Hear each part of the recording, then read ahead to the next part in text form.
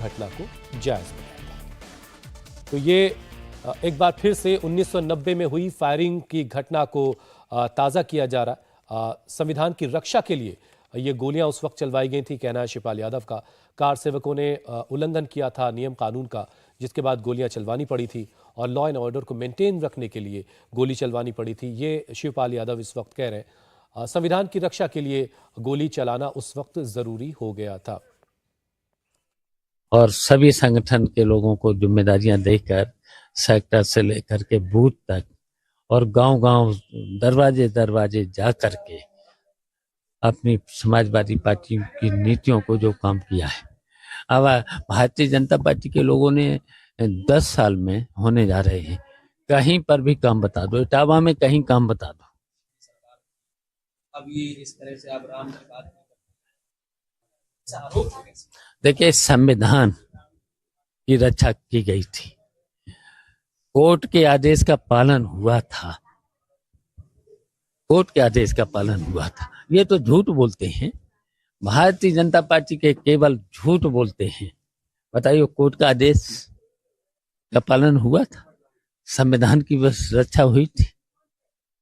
जबरदस्ती वहां पर जब कोर्ट का स्टे था, यथास्थिति बनाए रखने थी, तो बताओ वहां पर जो विवादित ढांचा था, जो बाबरी मस्जिद थी, तो बताओ उस पर जब इन लोगों ने तोड़ा था, तो वहां के प्रशासन की जिम्मेदारी थी इस कोर्ट के अनुसार यथास्थिति बनाए रखनी थी। तो किसने उस पर तो संविधान के उल्लंघन किया था? किसने कोर्ट के आदेश का उल्लंघन किया था? उनके खिलाफ तो कार्रवाई होना चाहिए था, कार्रवाई नहीं करते हैं। ऐसे ये देखिए, कार्रवाई नहीं करते हैं। और देखिए, वो भारतीय जनता पार्टी का राजनीतिक 22 तारीख को कार्यक्रम है, तो वो देखिए, राजनीतिक कार्यक्रम में तो विपक्ष के लोगों को जाना नहीं है। उसके 22 के बाद 22 के बाद हम लोग शिवपाल यादव का पूरा बयान आपको सुनवाएंगे। पत्रकार के पूछे गए सवाल के बाद उन्होंने कहा कि जो कुछ 1990 में हुआ था वो संविधान को बचाने के लिए हुआ था, लॉ एंड ऑर्डर को मेंटेन रखने के लिए किया गया था। राहुल जी, इसकी इस तरह की बातों की अभी कोई ज़रूरत है? एक्चुअली अक्टूबर नवंबर 1990 में जो कुछ हुआ, उसके बाद बहुत कुछ हुआ है। वहाँ पे रामशरण श्रीवास्तव जो डीएम थे, उन्होंने अपनी किताब में लिखा कि मैंने गोली चलाने की इजाज़त नहीं दी थी या आदेश नहीं दिया था, तो फिर किसने चलाई? तो बहुत सारे सवाल तब से अब तक जो हैं वो चलते रहे हैं कि आखिर क्योंकि जो तब सरकार थी उसने डीएम पे ये डाल दिया था कि उन्होंने जो है वो आदेश दिए थे गोली चलाने के, लेकिन डीएम तो खुद ही मना कर गए कि मैंने ऐसा कुछ नहीं कहा था। तो बहुत सारी चीज़ें हैं। अब अगर शिवपाल यादव ये बता रहे थे तो ये भी बता देते कि गोली चलाने का आदेश किसने दिया था, वो ज़्यादा अच्छा होता कि उन्होंने कहा। चलिए, शायद पूरा बयान आ गया है, उनका पूरा बयान एक बार सुन लेते हैं।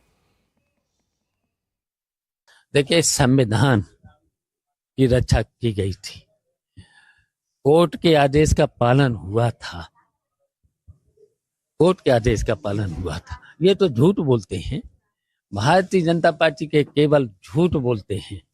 बताइए, कोर्ट का आदेश का पालन हुआ था, संविधान की बस रक्षा हुई थी।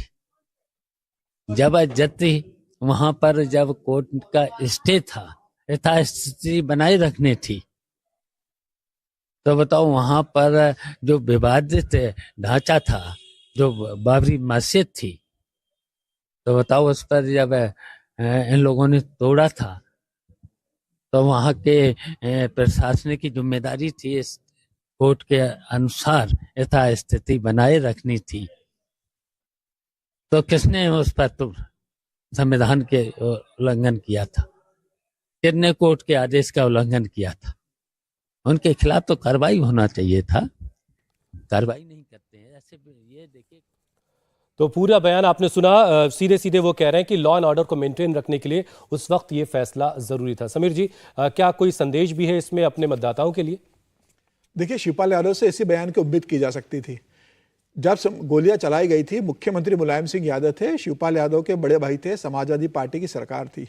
वो मुलायम सिंह यादव को गोली चलानी थी क्योंकि मुलायम सिंह यादव को मौलाना मुलायम की पदवी लेना थी, मौलाना मुलायम बनना था, मुसलमानों को ये बताना था कि समाजवादी की पार्टी की जो सरकार है वह मुसलमानों के साथ है और वो हिंदुओं पर गोली चला सकती है। मुझे लग रहा है आज भी यह बयान देकर शिवपाल यादव ये संदेश देना चाहते हैं उत्तर प्रदेश के मुसलमानों के लिए कि हमने आपका पक्ष लिया था, और ये सीधे सीधे वोट बैंक की राजनीति कर रहे हैं। मुझे ऐसा लगता है कि शिवपाल यादव, अखिलेश यादव, राम गोपाल यादव, इनके जो भाई हैं, ये सब मिलकर इस कोशिश में जुटे हुए हैं कि चुनाव में अब जाना है। राम जन्मभूमि की प्राण प्रतिष्ठा के बाद जब हिंदू वोट बैंक इकट्ठा होगा तो कम से कम मुस्लिम वोट बैंक, जो मुलायम सिंह यादव ने जो गोलियां चलाई थी उसके बाद मुस्लिम वोट बैंक उनके साथ जुड़ा रहे, और हिंदुओं को भी यह संदेश देने की कोशिश कर रहे हैं कि वो तो लॉ एंड ऑर्डर के लिए हमने चलाई थी, हमारी कोई ऐसी मंशा नहीं थी। मुझे लग रहा है ये सब इस बात को बहुत लंबा समय हो गया। इस लंबे समय के अंदर प्रदेश की जनता और देश की जनता जानती है कि मुलायम सिंह सरकार और समाजवादी पार्टी का रुख कैसा रहा, सरकार कैसी चली है और किस तरीके से उन्होंने उत्तर प्रदेश के अंदर शासन दिया है। मुझे लग रहा है शिवपाल यादव के बयान के बाद या अखिलेश यादव के बार बार ये कहने के बाद इससे कोई बहुत फर्क पड़ने नहीं वाला है। सीधे सीधे ये मुस्लिम वोट बैंक की लड़ाई है जो कांग्रेस और उनके बीच चलनी है। हिंदू वोट भारतीय जनता पार्टी के पास जा रहे हैं, इस बात को ये जानते हैं और ये अपना बचाव करने के लिए इस तरह के बयान दे रहे हैं। अब इस बयान का कोई बहुत अर्थ निकलता नहीं है। हर्षवर्धन जी, तो इससे जो अखिलेश यादव बार बार कह रहे हैं कि वो अब वोट शेयर बढ़ाएंगे और वोट शेयर के मामले में बीजेपी का मुकाबला करेंगे, तो इससे तो वोट शेयर कितना बढ़ पाएगा? नहीं, बिल्कुल आप दुरुस्त कह रहे हैं, और मैं ये नहीं मानता हूं कि ये प्रत्याशित बयान है किसी भी व्यक्ति को। ठीक है, उस वक्त मुलायम सिंह यादव ने गोलियां चलवाई थी, उसको लेकर उनको एक वर्ग है, जैसे अभी समीर जी ने कहा कि मौलाना मुलायम कहते हैं, मुसलमानों का बड़ा समर्थन रहा उनको। हिंदुओं के एक वर्ग में उनके प्रति घृणा भी है, नफरत भी रही। एक वर्ग कहता रहा कि नहीं, उस वक्त तो उनका यही काम था। लेकिन आज जब शिवपाल यादव ये कह रहे हैं, और कोई भी ये सवाल पूछ सकता है कि कोई भी सामान्य बुद्धि का आदमी पूछेगा, उसको बहुत दिमाग नहीं लगाना है, तो भी कहेगा भैया गोलियां ऐसे कैसे चल गई कि लोगों की जान चली गई। अगर वो कार सेवक इस तरह का काम कर रहे थे तो उनके पैरों में गोलियां क्यों नहीं मारी जा सकती थी? क्या लाठी से इतना बड़ा, जब इतना बड़ा आपने एक ऐलान किया था कि परिंदा पर नहीं मार सकता है, प्रयागराज, वाराणसी, यानी 200, 250, 300 किलोमीटर दूर से ट्रेनें बंद कर दी गई थी। जितने लोग वहां पहुंचे थे वो सब पैदल पहुंचे थे। सारे हाईवे पर उत्तर प्रदेश पुलिस मुलायम सिंह सरकार के समय में इस तरह की घेरेबंदी करके बैठी थी जैसे एलओसी बन गई हो भारत पाकिस्तान के बीच में। अयोध्या को किला और छावनी की तरह बना दिया गया था, और कहा जाता है कि सरयू नदी में उस वक्त कार सेवकों की लाशें गिरी थी। कहा जाता है कि उस वक्त जो गोलियां चली थी उसमें सीधे सीने पर गोली मारी गई। लोग जो लौट रहे थे उनके पीठ में गोलियां लगी थी, पीठ में गोलियां लगी थी। इसका मतलब तो सीधा यही हुआ ना कि वो लौट रहे थे, कम से कम वो उस तरफ नहीं जा रहे थे जहां पुलिस की बंदूक चल रही थी। और जो सबसे बड़ी बात थी, इसमें कई ऐसे रिपोर्ट्स हैं जिनका हवाला देते हुए आज भी लोग ये बताते हैं कि सिर्फ पुलिस ही नहीं, उसमें कुछ और लोग भी शामिल थे। लेकिन आज जब शिवपाल यादव ये कह रहे हैं तो हो सकता है कि किसी वोट बैंक को दुरुस्त कर ले, लेकिन मेरा तो ये मानना है ये बिल्कुल ये बयान नहीं आना चाहिए था इस समय में जब अयोध्या में हर तरह का सौहार्द दिख रहा है, जब इकबाल अंसारी प्रधानमंत्री नरेंद्र मोदी के रोड शो पर फूल बरसा रहे हैं, जब अयोध्या एक शानदार, दुनिया में एक ऐसे स्थान का एक प्रतिष्ठित स्थान के तौर पर दिख रही, उसमें ये क्या कर रहे हैं? ये इस तरह की हरकतें, ये सीधे तौर पर समाज में विभाजन बढ़ाने की कोशिश है। वो कड़वी यादें, वो जिसको हम कहते हैं कलेजे को चीरने वाली यादें, उनको तो अब छोड़ना चाहिए पीछे। और जब स्वामी प्रसाद मौर्य बोले तो कहा गया ये पार्टी की लाइन नहीं है। भाई, स्वामी प्रसाद मौर्य का निजी विचार है, हालांकि वो भी राष्ट्रीय महासचिव हैं, लेकिन ये राष्ट्रीय महासचिव तो घर के हैं। ये तो मुलायम सिंह यादव के सबसे नजदीकी विश्वस्त, उनके छोटे भाई हैं। इसका मतलब ये समाजवादी पार्टी की जो पार्टी लाइन है वो ये कह रही है कि कार सेवकों पर गोली चलाना बिल्कुल जायज है। राहुल जी, इस तरह के सवालों के जवाब से बचा भी जा सकता है। देखिए, इसका जवाब तो अब अगर शिवपाल यादव जो हैं वो इस तरह के बयान देते हैं तो इसका जवाब जो है इनको चुनावों में ज़रूर मिलेगा। इस वक्त जो यादें जो है हिंदू समाज जो है वो भुलाने की कोशिश कर रहा है, अगर आप उसको दोबारा ये बातें याद दिलाएंगे तो ज़रूर इस बात का जवाब चुनावों में ज़रूर मिलेगा।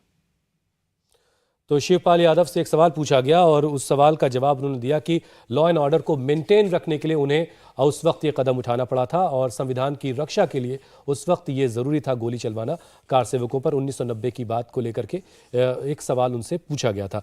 लेकिन सवाल यही है कि जो उत्तर प्रदेश की 80 लोकसभा सीटें हैं, इस तरह की बातें अगर बार बार होंगी, ऐसे वक्त में जब राम मंदिर की लहर है, उस वक्त साल 2019 में अगर बीजेपी 50+ वोट हासिल कर रही है अपने सहयोगियों के साथ जा करके, तो अभी जब अखिलेश यादव मुकाबला देने की बात कर रहे हैं अलायंस के साथ मिल करके, तो कितना चेज कर पाएंगे, कहां तक पहुंचेगी बात? समीर जी, ये पूरा जो परिवेश है ऐसे वक्त में जब रामलला अपने गर्भगृह में विराजमान हो रहे हैं, राम मंदिर की प्राण प्रतिष्ठा होने जा रही है, बिल्कुल वक्त करीब आ चुका है, तो कोशिश तो ये भी होनी चाहिए कि जो हिंदू वोट है वो भी उनके साथ जुड़ा रहे। निश्चित रूप से अगर अखिलेश यादव की एक मंशा होती कि हिंदू वोट उनके साथ जुड़ा रहे, कांग्रेस की मंशा होती कि हिंदू वोट जुड़ा रहे, तो निश्चित रूप से प्राण प्रतिष्ठा के कार्यक्रम में कांग्रेस भी जाती है और अखिलेश यादव भी कहते हैं कि हम जरूर जाएंगे, भले ही हमें आमंत्रित नहीं किया है तब भी हम जाएंगे। आमंत्रण मिलने के बाद अखिलेश यादव ये कहते हैं कि इसके बाद भी हम सपरिवार जाएंगे। अभी वो ये बताना चाहते हैं कि यह कार्यक्रम भारतीय जनता पार्टी का है, आरएसएस का कार्यक्रम है। भारतीय जनता पार्टी का कार्यक्रम कह कर आप भारतीय जनता पार्टी का कार्यक्रम क्यों बना रहे हो? आप जाते हैं ना, आपको किसने रोका था? आपको इन्वाइट किया जा रहा है, आप जाइए। आप खुद उस कार्यक्रम से दूर होकर आप भारतीय जनता पार्टी के कार्यक्रम बनाने की कोशिश कर रहे हैं। मुझे लग रहा है ये वोट बैंक की राजनीति है। चुनाव में तय करना है कि हम किसके साथ खड़े हैं। नहीं तो जो हो क्या है उससे फायदा मिलेगा। अजय राय होकर के आए थे, कोई फायदा नहीं मिलने वाला है। किसी तरह से कांग्रेस भी जानती है, अखिलेश यादव भी जानते हैं कि इस वोट जाने से हिंदू के वोट नहीं मिलने वाले। लेकिन जो दूसरा वोट बैंक जिसके कारण वो पार्टी पहचानी जाती है, मुझे लग रहा है वो बैंक हाथ से नाराज ना हो जाए, वो वोट बैंक हाथ से छिटक ना जाए हमारे मंदिर जाने के कारण, वह नाराज ना हो जाए। इसलिए अखिलेश यादव ने इस कार्यक्रम से दूरी बनाई है, कांग्रेस ने भी इस कार्यक्रम से दूरी बनाई है। मुझे ऐसा लगता है कि इन्हें यह संदेश देना था एक विशेष वर्ग को कि हम आपके साथ खड़े हुए हैं और हम आपके पैरवी करते हैं, हम आपके साथ हैं, इसलिए हम कार्यक्रम में नहीं जा रहे हैं। 2024 के चुनाव में यह साफ हो जाएगा वोट बैंक की राजनीति में कि कौन कहां खड़ा हुआ है। लेकिन इसमें एक बात जरूरी जोड़नी मुझे लगता है और ये बहुत ध्यान से सुनना चाहिए। ये बार बार जो कहा जाता है ना कि संविधान की रक्षा के लिए, संविधान के लिए, उसी संविधान के तहत देश का जो मुख्य न्यायाधीश है उसकी अगुवाई में एक खंडपीठ बैठती है। निचली अदालत से वो मामला होते हुए बरसों में मुख्य न्यायाधीश की उस खंडपीठ तक पहुंचता है। वो खंडपीठ कहती है कि वहां पर रामलला विराजमान का भव्य मंदिर बनेगा, उसके लिए एक न्यास बनेगा। न्यास बनता है श्री राम जन्मभूमि तीर्थ क्षेत्र न्यास। जाहिर है जो लोग उसकी लड़ाई लड़ेंगे वही उस न्यास में शामिल होंगे। प्रधानमंत्री नरेंद्र मोदी को सरकार के तौर पर ये बाउंड थे, वो ऐसा नहीं है वो एक तरह से कहीं कोई भी सरकार होती तो उसको ये करना होता। हालांकि वो उस तरह से करते या नहीं करते वो अलग बात है। एक तरह से उनके ऊपर बंधन था, संवैधानिक बंधन था। श्री राम जन्मभूमि तीर्थ क्षेत्र न्यास के पूरे काम को देखने के लिए प्रधानमंत्री नरेंद्र मोदी अपने सबसे विश्वस्त और जिनकी ईमानदारी, जिनकी प्रतिष्ठा असंदिग्ध है, ऐसे नृपेंद्र मिश्रा को वहां लगाते हैं, जो वहां जिसको हम कहते हैं ना कि इस पूरे आंदोलन की जो नींव रहे, ऐसे लोग वहां उसमें शामिल होते हैं। अब ये क्या संविधान के दायरे में हरकत हो रही है जो इसका प्राण प्रतिष्ठा को राजनीतिक बताया जा रहा है? आप अगर संविधान का विरोधी है तो इसका मतलब कि आप संविधान विरोधी हरकत कर रहे हैं अगर 22 जनवरी की प्राण प्रतिष्ठा का विरोध कर रहे हैं, क्योंकि ये वही न्यास है जो सर्वोच्च न्यायालय के निर्णय पर बनाया गया है। चलिए इंतजार करते हैं राम का नाम और बाकी दूसरे काम किसके किसके कितने काम आएंगे, ये आने वाला वक्त तय करेगा। बहुत बहुत शुक्रिया राहुल जी, समीर जी और हर्षवर्धन जी हमारे साथ इस कार्यक्रम में जुड़ने के लिए। और दोपहर 3 बजे देखिए राम मंदिर की प्राण प्रतिष्ठा का अनुष्ठान कितना खास है, शंकराचार्यों का प्राण प्रतिष्ठा समारोह का विरोध कितना सही,